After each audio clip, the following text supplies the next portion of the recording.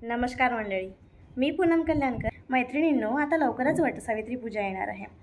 तर त्यामध्ये आपल्या अहोंचं नाव उखाण्यामधून घ्यावं लागणार आहे.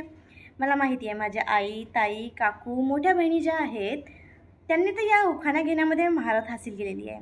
पण ज्या मुलींचे आता नवीन नवीन लग्न झालेले आहेत त्यांना थोडं अवघड जातं उखाणे घेण्यासाठी. तर त्यांना मी एक सांगू इच्छिते की हे यूट्यूब, इंस्टाग्राम, गूगल कशासाठी आहे बरं? मी सुद्धा त्याच्यासाठी आलेली आहे, तुमची थोडीशी मदत करण्यासाठी. आणि आता मी तुम्हाला काही मजेशीर, थोडेसे छानसे वटसावित्रीमध्ये घेण्यासारखे असे उखाणे सांगणार आहे. तर थोडासाही वेळ न गमावता आपण उखाण्यास सुरुवात करूया. वटपौर्णिमा आहे सुहासिनींसाठी खूप मोठा सण. उत्कर्षरावांनी जिंकले पहिल्याच भेटीत माझे मन. सकाळी सकाळी अंगणात पडले कोवळे कोवळे ऊन. उत्कर्षरावांचं नाव घेते कल्याणकरांची सून. पुलाखालून वाहून गेले खूप खूप पाणी. उत्कर्षराव माझे राजा आणि मी त्यांची आवडती राणी. वडाच्या झाडाखाली शीतल ती सावली. उत्कर्षरावांना जन्म देणारी धन्य ती माऊली.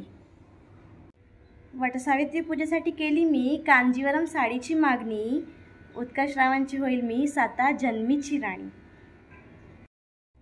कळत नाही माझेच मला स्वप्न आहे की भास. उत्कर्षरावांचे नाव घेते तुमच्यासाठी खास. मंगळसूत्राच्या 2 वाट्या, सासर आणि माहेरची खूण. उत्कर्षरावांचं नाव घेते पांगरेची मुलगी आणि कल्याणकरांची सून.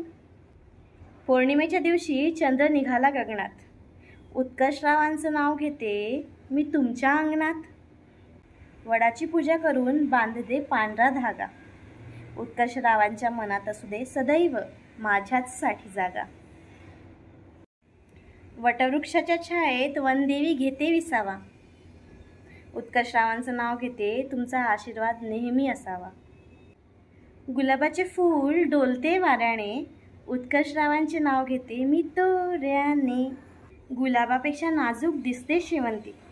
उत्कर्षरावांना दीर्घायुष्य लाभो हीच देवाला विनंती. वटवृक्षाची पूजा करून करूया वटपौर्णिमा साजरी. उत्कर्षराव म्हणतात मी आहे खूप लाजरी. तसं मी तर बिलकुल लाजरी नाही आहे बाबा. नाव घ्या नाव घ्या नाव काय घ्यायचं, नवरोबाला शेवटी अहोच म्हणायचं. वटपौर्णिमेच्या दिवशी आम्ही बायकांनी खूप नटायचं आणि सायंकाळी काहीतरी सुंदरशी भेटवस्तू भेटेल हे स्वप्न पाहायचं. आणि नाहीच काही भेटलं तर उत्कर्षराव भांडी घासायला तयार राहायचं. व्हिडिओ कसा वाटला कमेंटमध्ये नक्की कळवा.